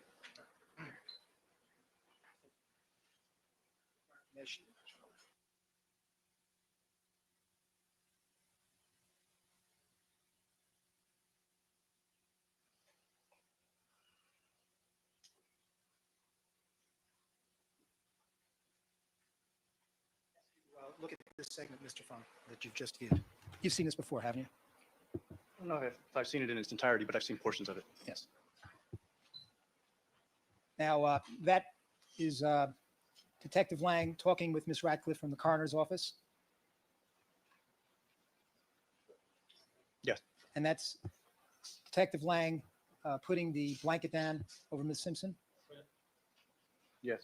Now, looking at this segment, see if you can tell us, if you recall, let's stop it right there, okay? Now, All right, that's at 1:18, 17, 17.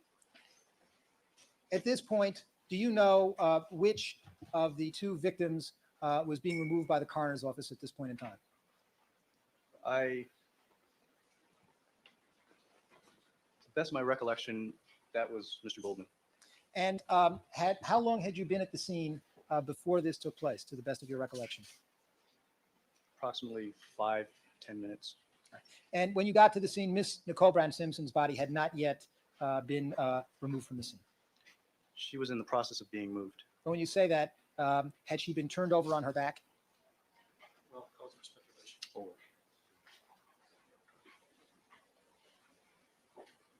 Turned over on her back.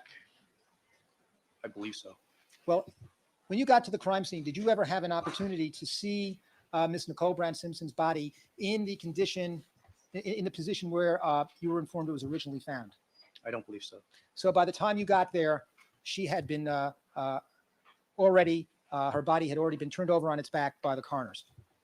I believe so, yes. So you never got an opportunity to see her back, exposed back. That's correct. You never got an opportunity to see any blood drops on her back. That's correct. And if you had seen those blood drops on her back, you would have been able to swatch them and remove them for future biological analysis. Well, it's irrelevant as to whether you'll be able to. Or the collection of evidence on the body is the jurisdiction of the coroner. But working together, the coroners, the detectives, and the criminalists can decide that it would be useful for the criminalist to collect evidence from a body found at a homicide scene. It's possible. Usually the coroner will have his own, or the coroner's department has their own criminalist though. But the coroner's department criminalist wasn't there. That's correct. And this is already 10:15 in the afternoon, in the morning, Yes, and the coroner's office didn't have their criminalist there. that's correct. And you were the only criminalist at the scene, Yeah, no, Miss Mazzola was there also. and Miss Mazzola, right? And Chief Forensic Chemist Johnson. And between that Chief Forensic Chemist Johnson, he's a supervisor, right?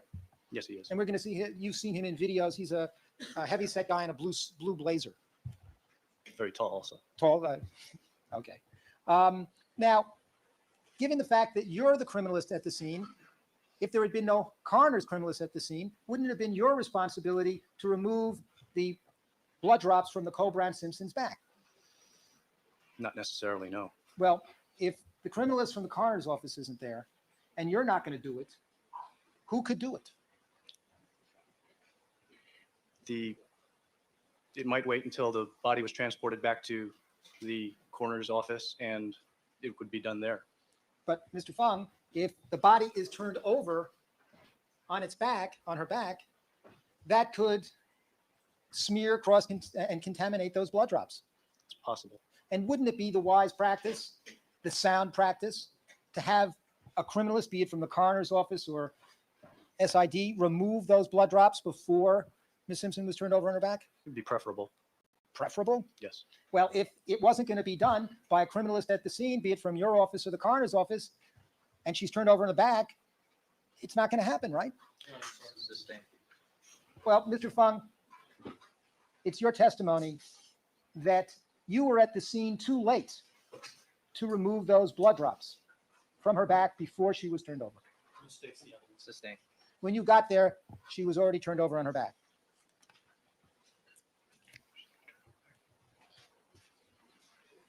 I believe so. Well, when she's turned over on her back, well, withdrawn. The blanket that was on her back before she was turned over, that might contain transfers of the blood from her back. Possibly. And that could have been analyzed if it had been secured, brought back to the laboratory. Yes. And if that analysis, withdrawn.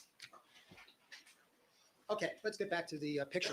Are you shifting, So- shifting right now? I'm sorry? Are you shifting, or do you want to finish? I'm going, I did a segue. I'm sorry. Going right back to the video. I need to change court reporters. Oh, I'm sorry. All right. It's time. All right, ladies and gentlemen, we're going to take a 10-minute recess. Please remember my admonitions to you. Don't discuss the case amongst yourselves. Let's have it quiet in the courtroom, please. Believe it or not, the admonition is a very important and necessary part of the court proceeding each time. Please remember my admonitions to you. Don't discuss the case amongst yourselves, form any opinions about the case, conduct any deliberations till the matter has been submitted to you, or allow anybody to communicate with you with regard to the case. We'll take a recess for 10 minutes. All right, Mr. Funk, you can step down.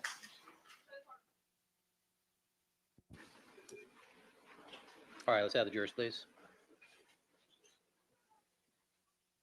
We've been rejoined by all the members of our jury panel. Mr. Dennis Fung is on the witness stand undergoing cross-examination by Mr. Sheck. And Mr. Sheck, you may resume with your cross-examination. Thank you very much.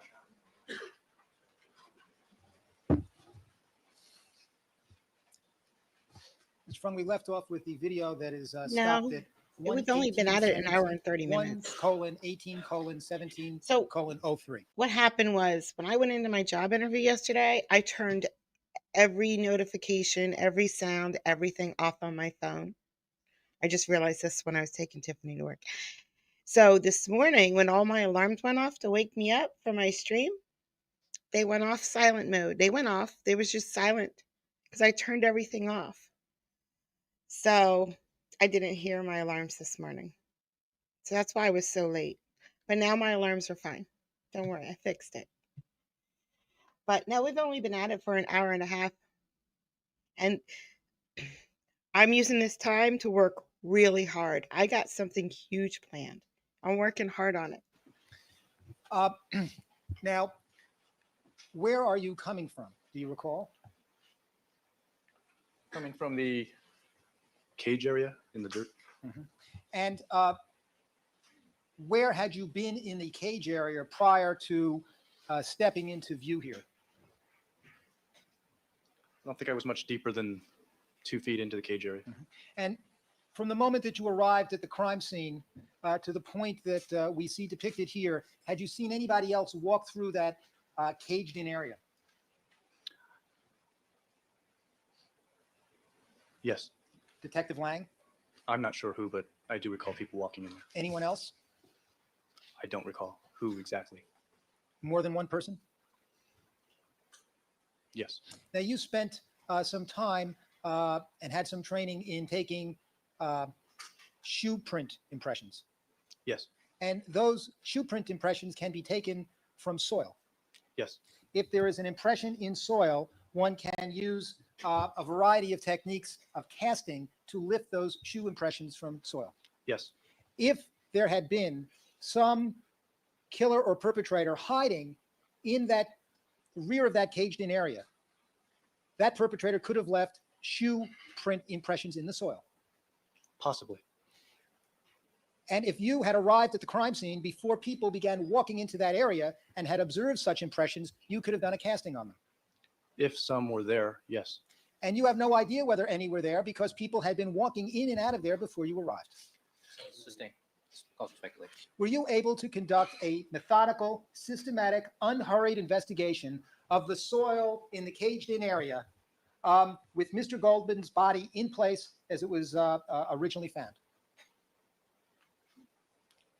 No. And that's what you have particular training to do. That is one of the things I'm trained to do, yes. Now, do you recall what you were doing in that caged-in area just prior to the picture we see on the screen? Detective Lang had asked if he could see the glove from Rockingham, and I brought the bag over to him.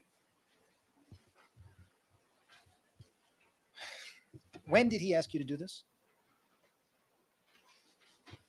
shortly after I got to the Bundy location. And where were you situated when he came and made this request? I don't know exactly. Were you in the area where Miss Nicole Brown Simpson's body was at that point? Where it was, Yes, or you where it said had you, been moved from. well, when you arrived, you saw her body. Yes. And you saw the, by this point, I think you've told us, the people from the coroner's office had turned her over. She was, for lack of a better expression, being wrapped up. Yes. And was at that point, did Detective Lang come out of this area and talk to you out on the sidewalk in front of this crime scene? Again, I don't know the exact location where he requested seeing glove. You can't recall. I don't recall. But after he requested you to go to bring him the glove, that's what he requested? He requested that, or he said he wanted to see the glove from Rockingham. Yes. And when he said, I'd like to see the glove from Rockingham, did you say to him, Detective Lang, why don't you come see it in the crime scene truck? I told him that once I brought the glove to him, that No, I'm asking at the moment he came and made this request to you, did you say to him, no, I think that was the question. Re-ask the question.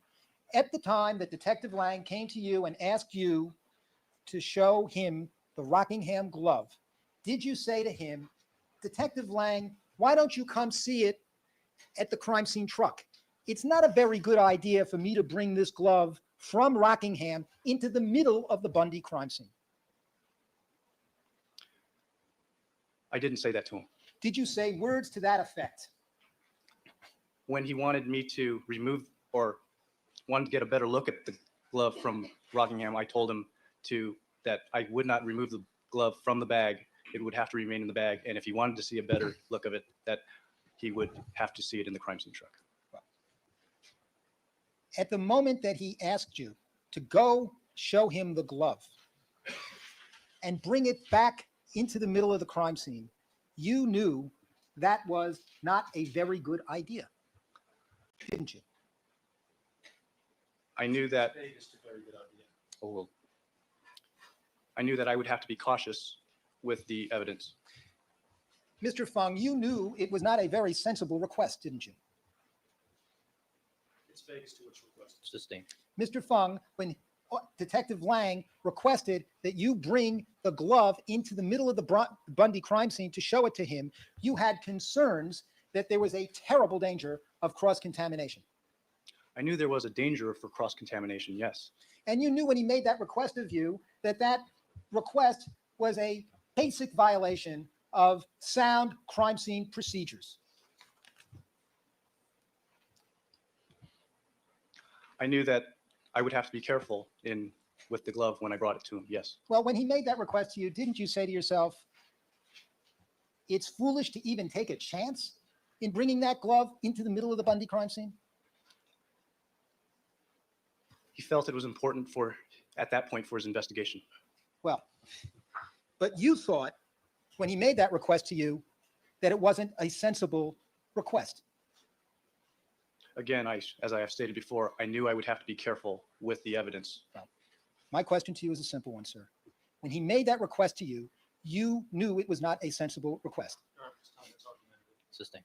Did you think at the moment that he made that request to you, it was creating a risk of an unnecessary risk of contamination?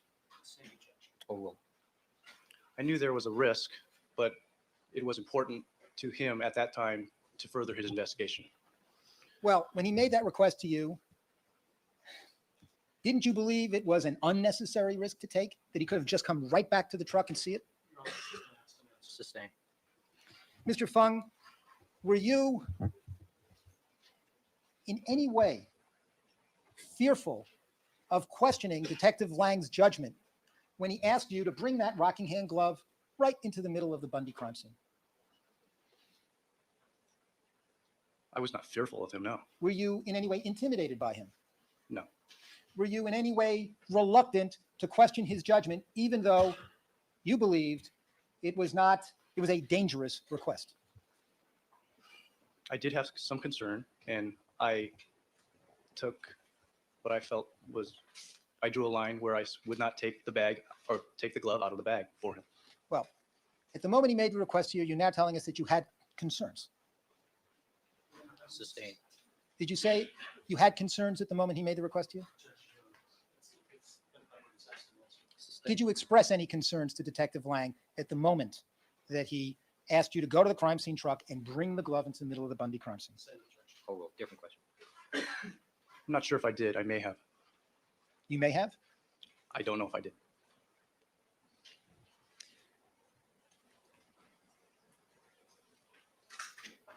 Now, you brought the glove.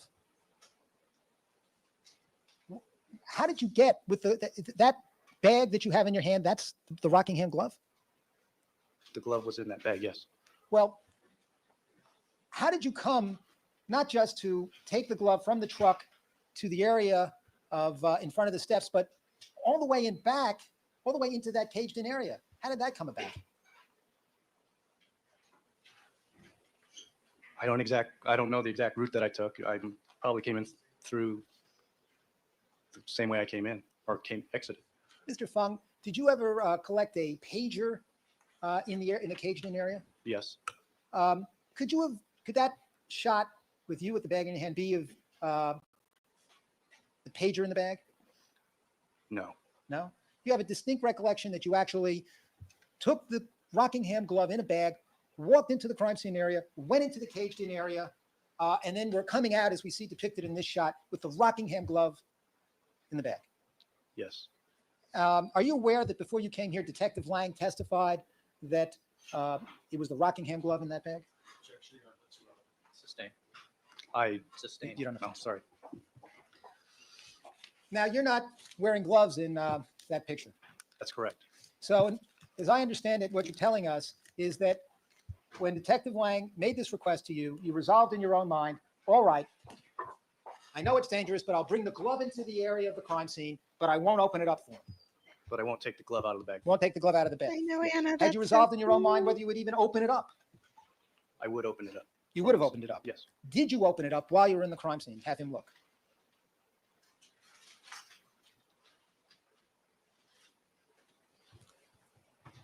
I don't think so. Well, another thing about trace evidence is that sometimes it becomes airborne.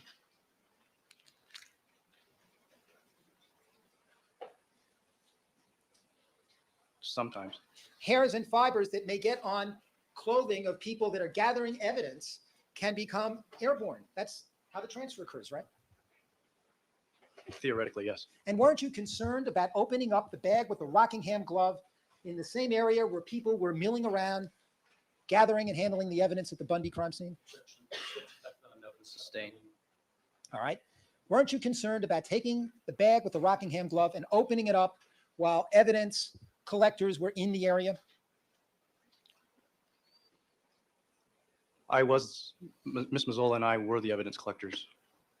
Well, there were other people there from the coroner's office who were in the area when you might have opened up that bag, right? They were there to process the bodies. Well, regardless of their purpose, there are people that could have trace evidence on their clothing which could become airborne.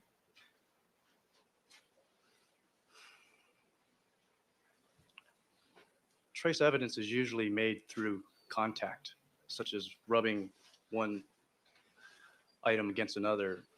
I'm not, it can happen through airborne, but that's not the usual way for Well, that type of evidence to be you're saying that done. in your experience and based on your expertise and knowledge, it's not a concern of yours that these hairs and fibers could be, that hairs and fibers can be transferred off people's clothing when they're moving around and fall onto other areas. It can happen, yes. And Detective Fung, weren't you, Restate the question. I'm sorry, from Mr. Fung, weren't you seriously concerned that it was a unnecessary risk to open up that bag containing the Rockingham glove in the Bundy crime scene to give Detective Lang a look? I did have my concerns, and I told you I was going to be careful if Well. I did have to open up the bag. Well, you're telling us now, is it your testimony you can't remember whether or not you opened up the bag? To the best of my recollection, I did not open up the bag. You're now more certain of that answer than you were just a few minutes ago? Sorry. Sustain. Didn't you tell us just a few minutes ago you couldn't recall whether or not you opened up the bag to have Detective Lang look in it? I'm not sure if I, You're not sure? I'm not sure. And it's fair enough to say, isn't it, that if you'd done that, that would have been a mistake. I wouldn't call it a mistake, no. Well, wouldn't that be something that you were doing against your better judgment at the request of Detective Lang?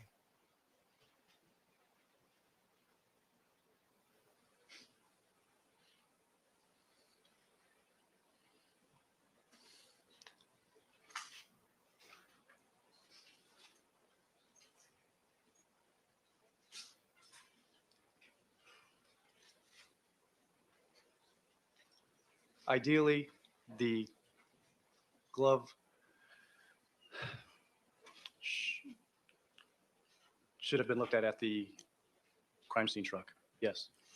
And isn't it true, sir, that you were reluctant to just tell Detective Lang, look, I'm not bringing it to the scene. Come look at it at the truck. It's irrelevant. Overruled.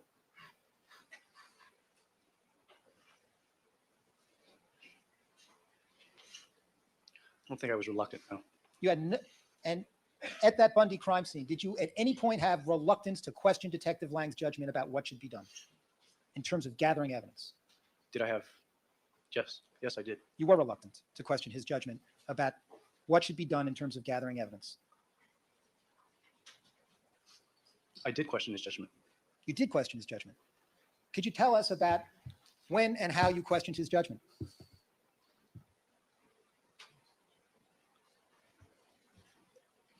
No, there are,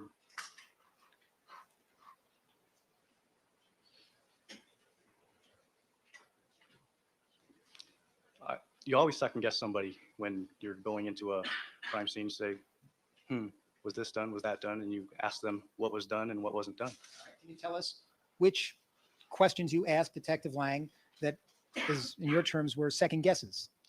I asked him if he had looked for shoe prints in the dirt area. And he told you he hadn't. He told me he had looked for them but did not find any. Well, I thought you were questioning, these are matters where you were questioning his judgment, right?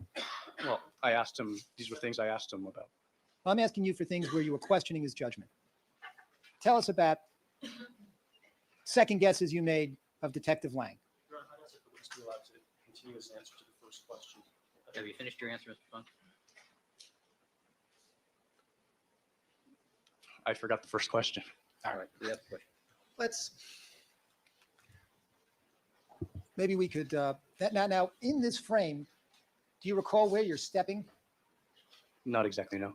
Did you have your hands out on the, for support on the gate? No. Were you able to see as you're walking with your head down the position of the glove and the hat? I was looking where I was stepping, yes. And you were looking at the glove and the hat? I don't recall if what exactly I was seeing at that point. Well, in that area, was there not the glove and the hat and the envelope that contained the prescription glasses? Yes. And I take it that the piece of paper that we looked at earlier was nowhere to be seen. Again, from this video, I don't know what I was seeing at this point. Okay. Other than, so you don't know if you were looking down at those objects at that time? No, I don't. Maybe we can, Your Honor, before we do that, perhaps the frame number should be put on the record. I'm not sure. We did that. Oh, it was done? This one?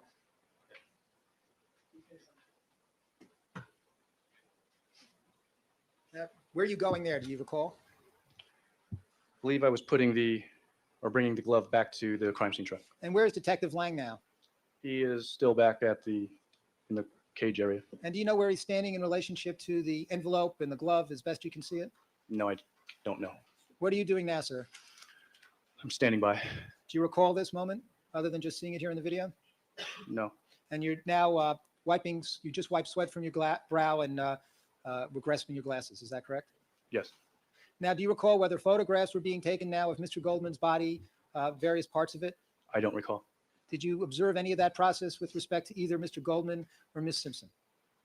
I don't recall seeing that, no. You don't recall seeing that done at all? I don't recall seeing actual photographs being taken. I know the photographer was present. All right. Now, you're having a conversation and we're laughing with a few gentlemen there. Do you know what that was about? Do you recall? No, I don't. And that man in the red hair, in the blue blazer, that's Chief Forensic Chemist Johnson. Is that correct? Yes, it is. And at the time that Mr. Goldman's body is being moved now and Detective Lang is walking through the scene, you're looking back. Do you recall seeing the location of the envelope, the glove, and the hat? No, I don't.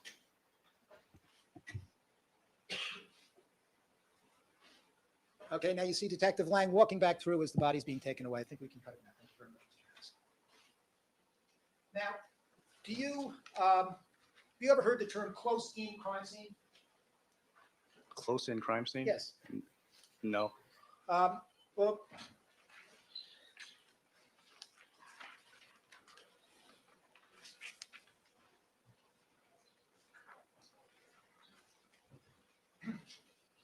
did you ever have a discussion with Detective Lang as to his approach to gathering evidence at this Bundy crime scene on the morning of June 13th?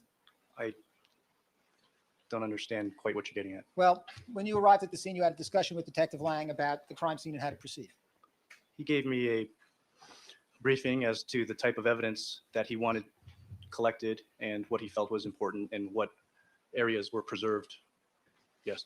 Did he ever express the view to you that this was a close-in crime scene where evidence was close to the victims and that he had made a determination for that reason to remove the victims prior to collecting the evidence because of the fact that the evidence and the victims were close to each other?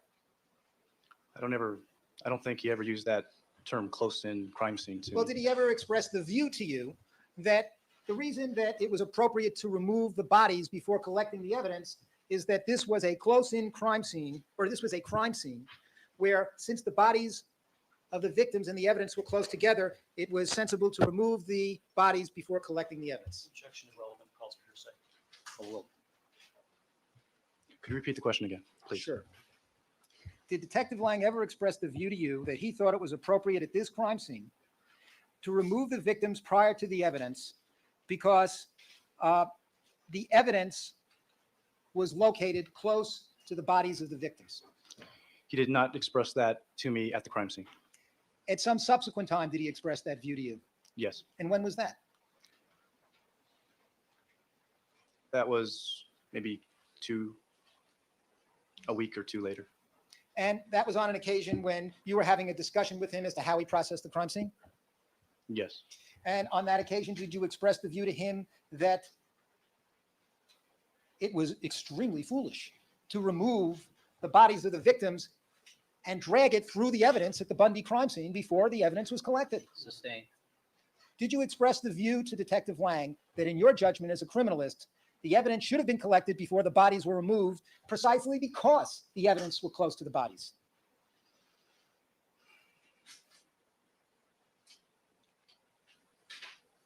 I never said that to him, no. Did you say anything to that effect to him?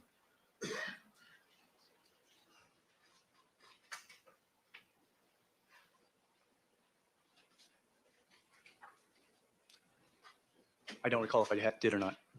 In your opinion as a criminalist, Mr. Fung, isn't it just basic, fundamental principle that when the evidence are close to the bodies, that it's better for the criminalist to collect it, photograph it, document it before you remove the bodies? There are many ways to process a crime scene, and I do not know all the factors that went into Detective Lang's decision. Well, when you arrived at the Bundy crime scene and had a discussion with Detective Lang, weren't you at all concerned that the bodies were being removed when they were in such close proximity to the evidence that you were going to have to collect? Yes. Now, we just saw a picture where you're standing there with Chief Forensic Chemist Stephen Johnson. Yes. He's one of your supervisors. Yes. And you were standing there with other detectives. Yes.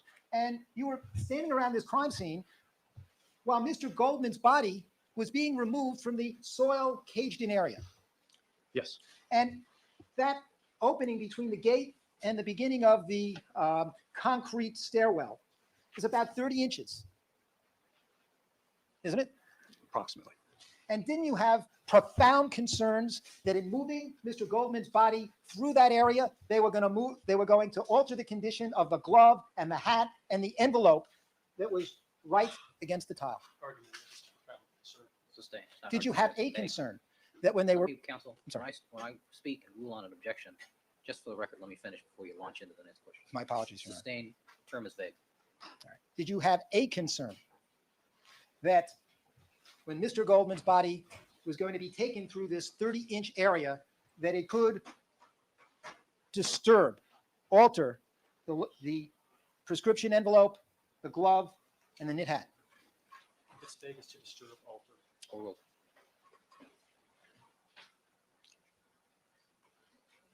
All right, Mr. Scheck, I'm sorry, I need to interrupt you just for a moment. We need to take a brief comfort break.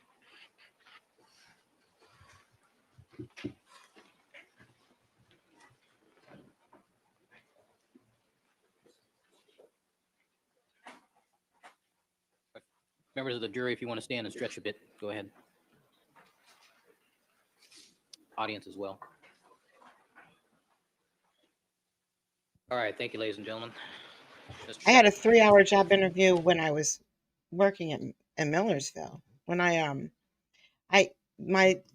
interview, because it was technical. I was database, so I had to go through a bunch of code and answer a whole bunch of technical questions in front of a whole panel when I got my job at Millersville.